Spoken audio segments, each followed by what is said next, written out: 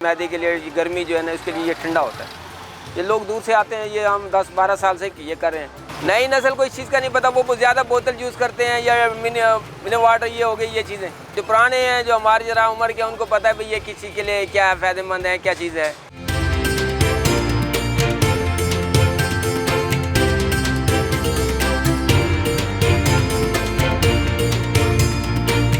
मेरा नाम मोहम्मद असलम है। मैं 10-12 साल ये बेच रहा हूँ।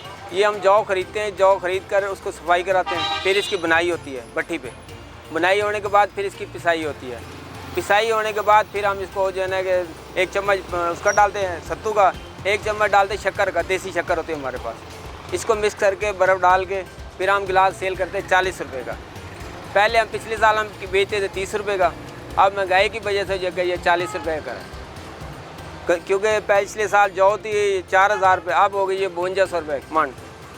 शक्कर के भी इसी तरह जो है भाव बढ़ गए हैं, 1000 से 1500 रुपये बढ़ गए हैं। फिर इसे हम 200 रुपये किलो बेचते हैं। ये जिगर के लिए ठंडे होते हैं, ये जो कि बहुत जिगर के मुफीद माने। अब महंगाई की निस्बत जो है कि बहुत मंदा है। पहले हमारी सेल अच्छी हो जाती थी, अब महंगाई है, हर बंदा जो है कि उसमें परेशान है, तो इस वजह से बहुत कम है अब। और ये सामने बनाया जाता है, कोई इसमें मिलावट नहीं है। हर चीज़ ये आपके आंखों के सामने डाली जाती है, कोई इसमें वो मिलावट वाली कोई चीज़ नहीं है।